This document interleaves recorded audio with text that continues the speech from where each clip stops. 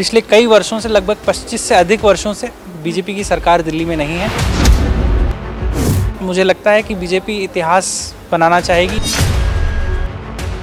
भाजपा का जो इस बार का मैनिफेस्टो है दिल्ली में जीत हासिल करने के लिए, वो बहुत हद तक आम आदमी पार्टी की कॉपी है।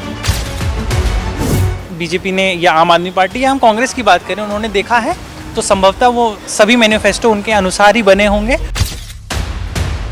जेल भेज दिया जा रहा है, बिना मतलब के ईडी की रेड करवा दी जा रही है। जनता की अदालत है, जनता का मैंडेट है। जो जनता का मैंडेट इस बार आएगा वो सभी को स्वीकार होगा। नमस्कार, द समर न्यूज़ देख रहे हैं आप और मैं हूं आपके साथ लवली कौर। दिल्ली में इस वक्त कड़कड़ाती ठंड है, वहीं चुनाव की सरगर्मियां हैं कि दिन प्रतिदिन बढ़ती जा रही हैं। ऐसे में इस वक्त मैं दिल्ली में कनॉट प्लेस में मौजूद हूं और वहां पर आज खास बातचीत करेंगे।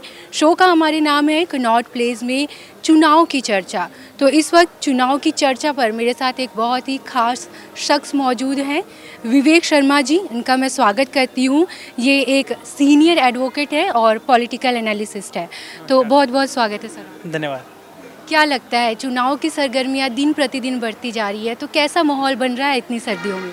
देखिए, दिल्ली का जो चुनाव है वो एक तरीके से देश के दिल का चुनाव है। जी। तो जब हम दिल्ली के चुनाव की बात करते हैं तो कहीं ना कहीं हर एक व्यक्ति, देश का हर एक तबका इस चुनाव से जुड़ा होता है। और ये चुनाव चाहे भले ही इस दिल्ली में हो रहा हो, लेकिन इसकी चर्चा पूरे देश में हो रही होती है। तो दिल्ली का चुनाव बहुत महत्वपूर्ण हो जाता है लोकतंत्र को सशक्त करने के लिए। और क्योंकि दिल्ली एक ऐसी जगह है जहाँ पे सभी वर्ग के लोग, सभी जगह के लोग रहते हैं, तो दिल्ली का चुनाव काफ़ी अहम है। और जिस तरीके से इस बार तीसरी बार आम आदमी पार्टी प्रयास कर रही है कि सरकार बनाए, तो देखते हैं क्या होना है। दिल्ली की राजनीति में हमेशा ही बहुत उतार चढ़ाव होते आए हैं, पर इस बार बीजेपी है, बहुत सारे ताने भी कस रही है आम आदमी पार्टी को और ये भी कह रही है कि इस बार 50 से ज़्यादा सीटें हम लेकर जाएंगे।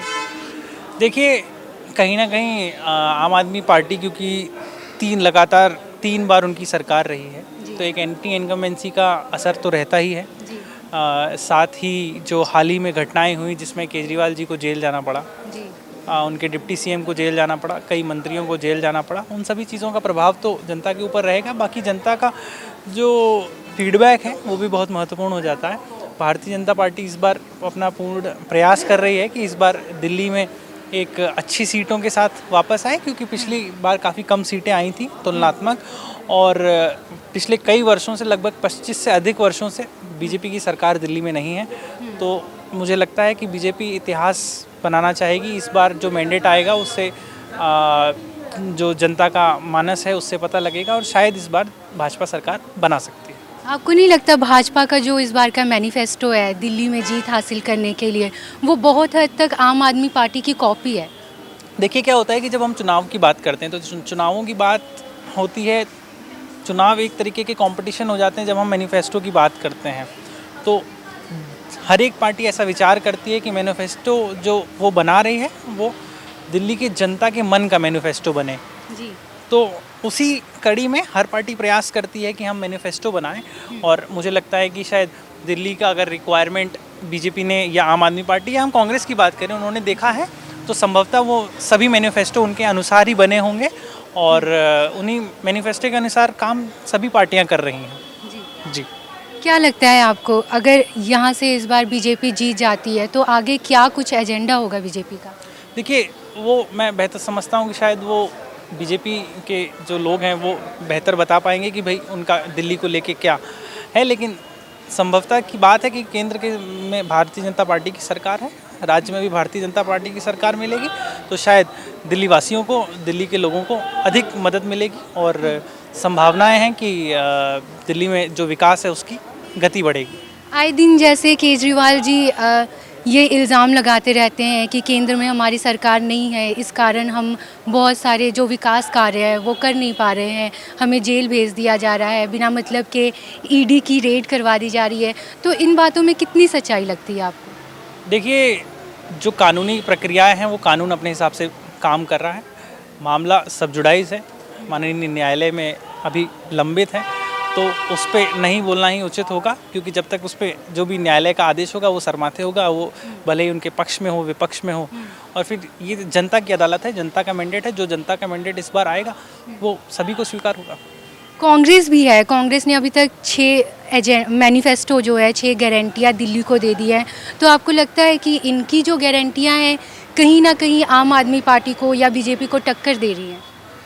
देखिए, मैनिफेस्टो की हम बात करें तो अधिकतर चुनावी मैनिफेस्टो वो किसी भी पार्टी के हों, वो इस बात को ध्यान में रख के बनाए जाते हैं कि आम जनता को उसकी सहूलियत मिल सके। कई बार ऐसे मैनिफेस्टो बनते हैं जिससे जनता जो है उस लोक लुभावन तरीके से उनको उनकी स्कीम्स जो लागू करे। तो हर पार्टी का अपना अपना तरीका होता है, लेकिन हमें देखना ये होगा कि कितने हद तक कौन सी पार्टी का जो मैनिफेस्टो है वो पूर्व में या फिर आगे उसको लागू कर पाएंगे। जिसकी भी सरकार बनेगी तो वो कितना उसको लागू करते हैं या उस पर कितना जनता को उससे मदद मिलती है, सहूलियत मिलती है, वो देखने वाली बात होगी। ठीक है, आपको लगता है कि आम आदमी पार्टी के इस बार फिर से जीतने के कहीं कोई चांसेस हैं?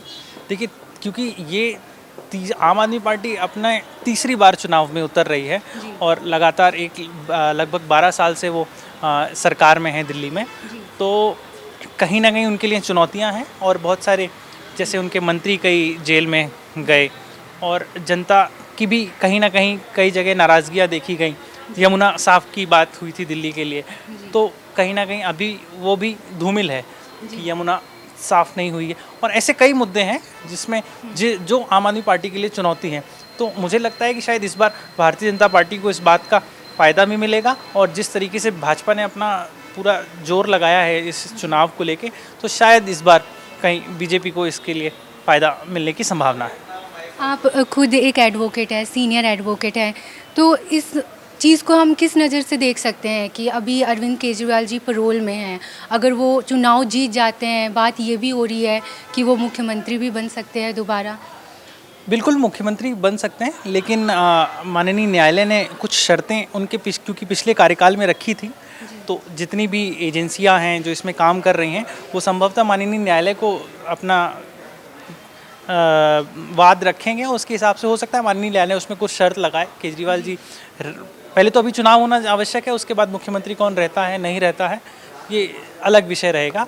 और बाकी माननीय न्यायालय क्योंकि उसमें हस्तक्षेप है, तो न्यायालय के विषय में जैसा वो चाहेंगे वैसा सर्वोपरि होगा मेरे ख्याल से।